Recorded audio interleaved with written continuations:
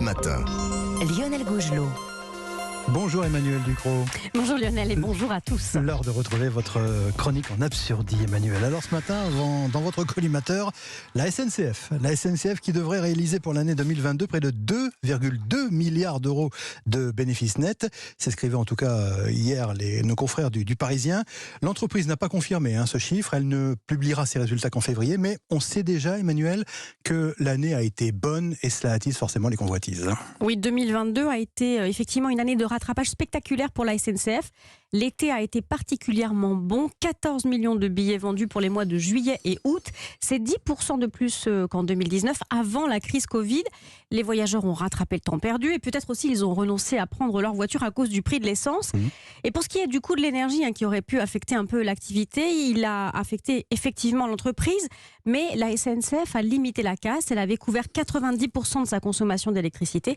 C'est important parce que la SNCF, c'est le premier client français d'EDF. Alors face à ce bénéfice, à ce chiffre annoncé, il n'en faut pas plus pour que les syndicats de l'entreprise demandent de partager justement les bénéfices. Et oui, même si les négociations salariales ont déjà eu lieu, qui compensent l'inflation au sein de l'entreprise avec une hausse moyenne de 6% des rémunérations, les salariés de l'entreprise estiment qu'une partie de la cagnotte leur revient. Les syndicats l'ont déjà dit, mais ils risquent d'être déçus. L'année en or est une année en trompe-l'œil. Elle n'a que les apparences de l'opulence. Comment ça ? Eh bien, les bénéfices de 2022, s'ils sont actés et qu'ils soient plus ou moins de 2,2 milliards d'euros, ne compenseront pas les 3 dernières années de pertes enregistrées par l'entreprise ferroviaire. Rien qu'en 2020, elle a perdu 2,8 milliards d'euros. Une perte sèche, le trou a été comblé par de la dette qu'il faut bien rembourser. En 2021, ça a coûté à la SNCF 700 millions d'euros. Et puis si l'État a repris une partie de la dette ancienne de la SNCF et qu'il l'a autorisé à faire du chômage partiel pour la première fois de son histoire pendant la crise, il n'a pas remis d'argent dans l'entreprise après ces pertes colossales et la SNCF a dû se débrouiller. Elle ne peut pas compter sur des recettes supplémentaires. La hausse des prix des billets a été, vous le savez, limitée à 5%. C'est le bouclier tarifaire, alors que les charges, elles, vont exploser en 2023. À cause des tarifs de l'électricité ?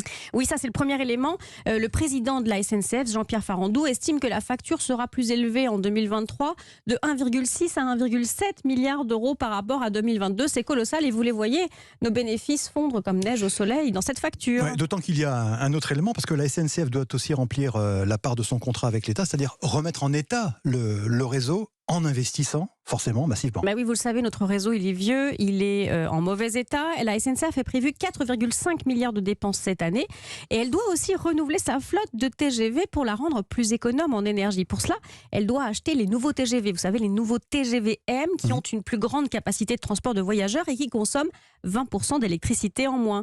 Les premiers seront livrés en 2024, mais il faut les payer dès maintenant. La sobriété a un coût, 30 millions d'euros la rame. Alors, des pertes à compenser, des dépenses qui flambent, des investissements incontournables, des recettes qui stagnent. Je ne vous fais pas un dessin. L'année 2023 n'a pas encore commencé, qu'il ne reste déjà plus rien du trésor de guerre, même pas encore annoncé de la SNCF. Oui, parce que ce n'est pas encore officiel en plus, effectivement. Merci Emmanuel Ducrot.